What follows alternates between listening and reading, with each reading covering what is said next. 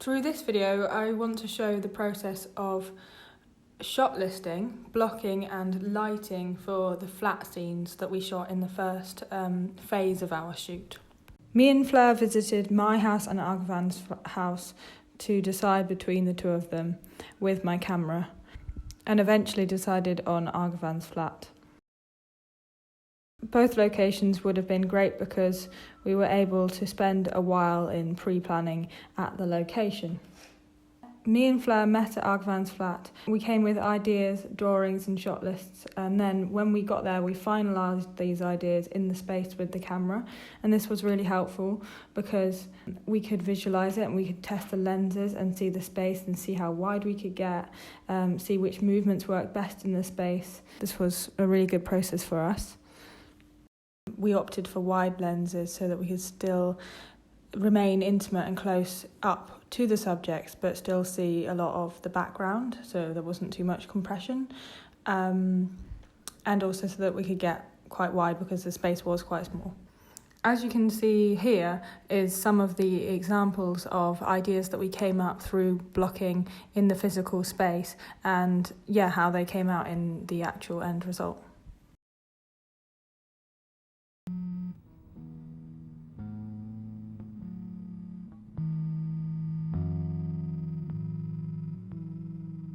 Snip.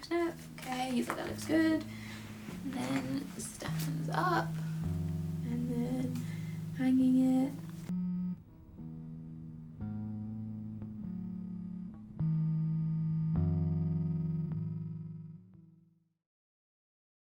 Because we were able to access the location prior to shooting, we were able to do some light tests and spend longer in production design in the flat. I worked quite collaboratively with Cara, the production designer, and with Fleur during this time. It was quite difficult because we were doing night scenes and we wanted all of our references were quite contrasted, and we wanted to make sure that the characters it felt like night and it felt dark. The main difficulties with this space was the fact that it was not on the ground floor. There were white walls that had a lot of bounce. It was very small. We opted for having a fake wall, which meant that we only had a metre space behind it in which to put the lights. We also opted for white floor-to-ceiling blinds, which were quite translucent, and so they were easily overexposed.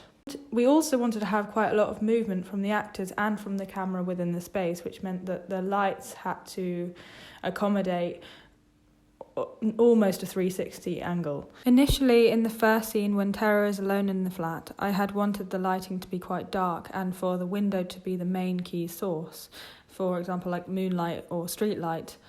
And then in the second scene when they're dancing, we wanted them to be backlit by the window, to make it feel like the moonlight was coming in through the window into the room, and equally that to be the main key source, and for that to give enough output for enough exposure on a shot that moves through the space was quite difficult. We decided to lean more into the idea of having multiple cooler toned lamp lights, so it still was that idea of isolation, it still was that idea of coldness, but it wasn't going to cause us major issues.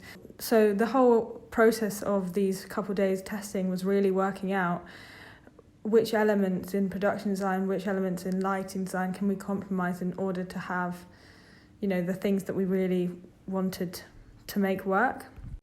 We wanted to keep a lot of the camera movement because the whole idea from the beginning was that the camera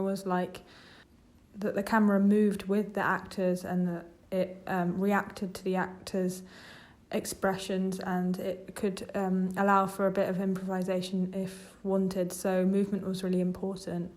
And then I think we leant away from dark walls because we wanted the costumes to take the main centre of attention really, and so lighting in a sense could take a step back when looking at the costumes in the space. Lighting could enhance the costumes while in the space rather than make it too overcomplicated, in which it might have if we'd gone for that really dark contrasted look. Your hair, the blinds, your thingy, your mask. Is it the most beige look One tool that was really helpful when we were shooting at the window in a wide shot and we needed to look like the light from the window was lighting the subjects was actually to use a boom arm with a soft sourced light, a flexible light, which was very, very light on top, just above the blinds. It gave a sort of slight glow that felt like it was a backlight from the window, but still allowed exposure on the subjects in front and the window to be exposed at the same time. We also found a solution in making the blinds a little thicker with some spare blinds, and also by putting diffusion behind the window and opening up the blind so that we could then see the blue glow. It just felt more real, more naturalistic, and more like night as well. One thing that perhaps at the time I didn't recognise enough, but on reflection now I see, is how the grade can help with adding tone and through colour rather than necessarily through contrast. I think I was quite concerned with having a lot of contrast in the shot, but for these woolen creatures it was actually really hard to have any contrast because they absorb light rather than reflect light. So even if you did have a backlight or a side light, it just reacts in a very different way than skin does. And that was a process of working out what works best for woolen figures.